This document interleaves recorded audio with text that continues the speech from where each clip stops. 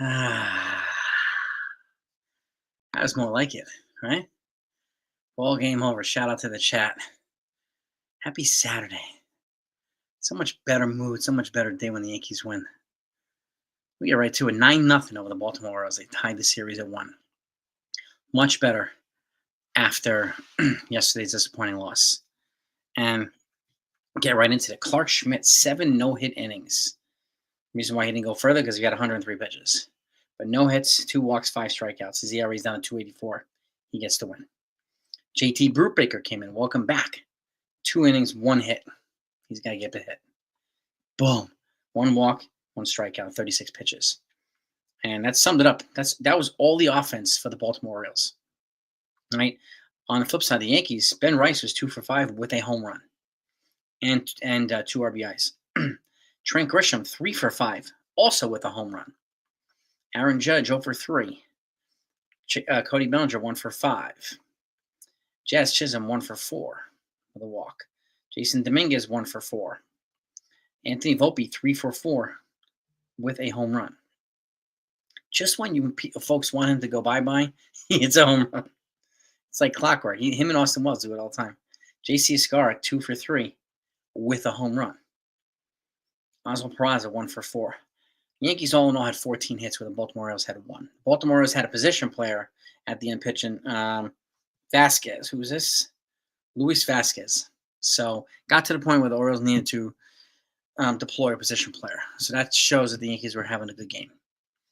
And something I want to point out too, I was looking at this yesterday, doing some poking around, some homework. When does Brian Cashman make trades usually? After wins or after losses? And I realized that the majority of trades that he makes of significance are after wins. He waits for the Yankees to have some momentum, which puts them in a position to not be taken advantage of by opposing teams. So just want to put that out there. I encourage you to keep that in mind, right? Buckeye, Robert, J. Palvis, what's that? Paranormal, Ray. Yes, what is that noise? I don't know what that is. Stephen B. Oh, you guys, what is going on? What is that? That's kind of creeping me out.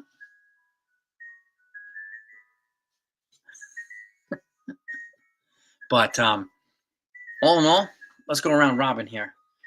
The Brewers are up 4-0 on the Twins right now. Cardinals are up 2-1 on the Reds. The Cubs are up 9-5 on the Mariners. The Blue Jays are up 4-0 on the White Sox, and every other game has not been played yet across baseball. So that's it. The Phillies are in sole possession of first place in the National League East now. They've taken over from the Mets, who have lost 7 consecutive games. So I know people were frustrated that the Yankees lost 6 in a row, but the Mets have lost 7 in a row. So it's not only the Yankees, thankfully. Bill O, what's happening? Doing well, Palvis, man. Well, exactly. Experts were calling, the Orioles a dynasty, or experts, just trashing the Yankees and using WFAN talking points or whatever. This is why it's important to now, ride the whole season out, right? Talking points don't change performance on the field. Talking points don't change facts. They just don't. So, but I'll take a game like this.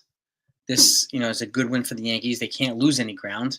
The Rays themselves, who are now 1.5 out, now they're 2 after this. They play the Tigers.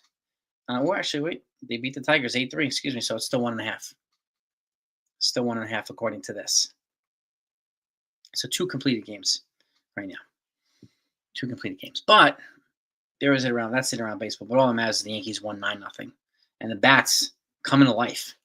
I mean, they're really, really coming to life. That's home runs. Let me see. Let me pull up the team stats here. Grisham, Escarra, Rice, Volpe, home runs, 4 bombs. Right? Grisham's got 31 ribbies. Escarra's got 9. Volpe has 41. Rice has 28. Peraza's got 13. Now, just put in perspective too. Hang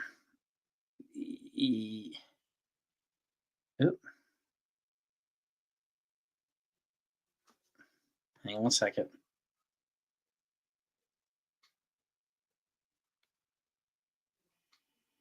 Okay. The Rays are no joke.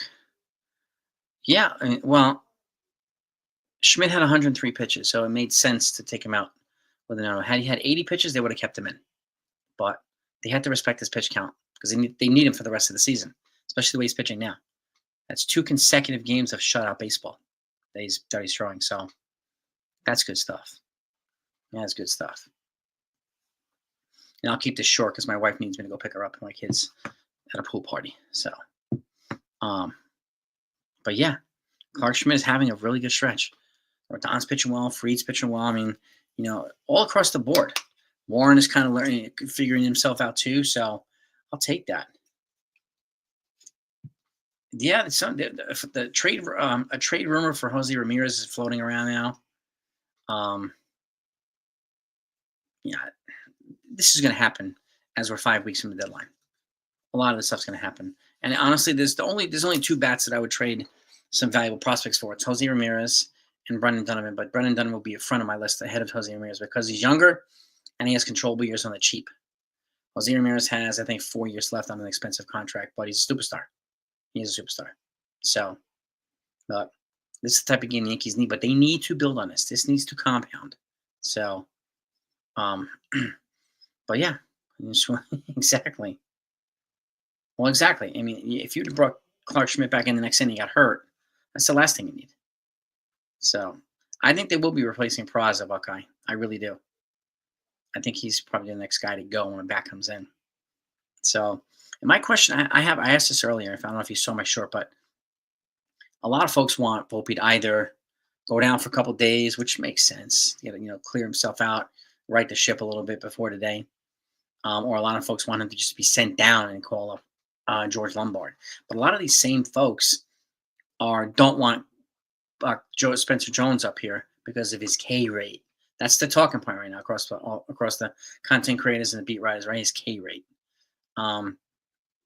If you look at it, they're in the same level.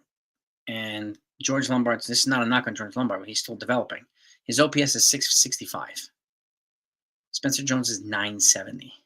300 points higher than George Lombard.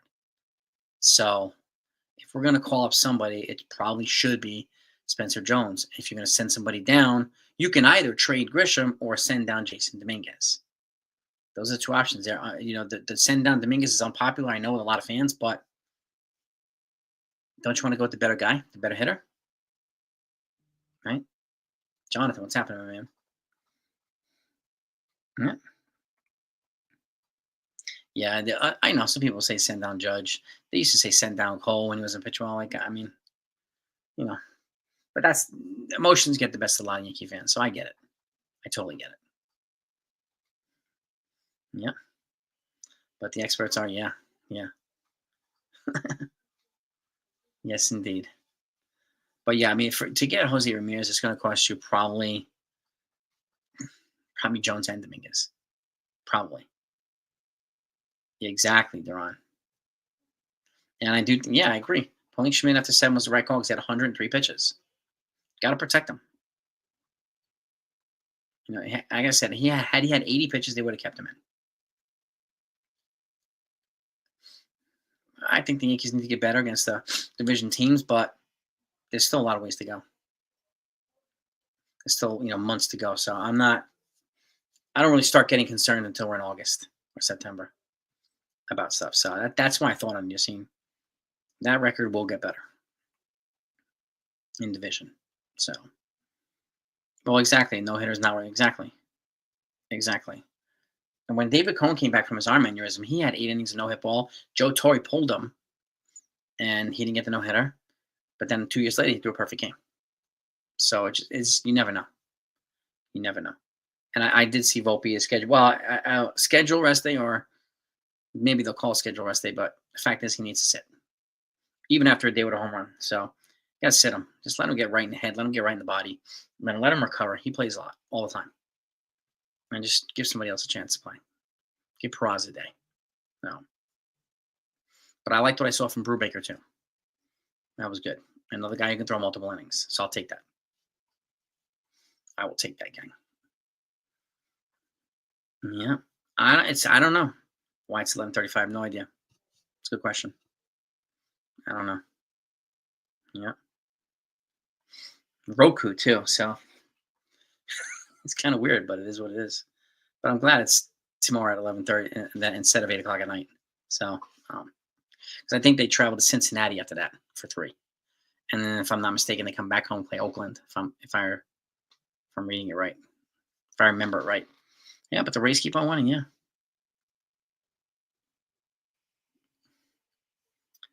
yeah. I don't know if he's gonna get pitched to the ground, but they're gonna use him.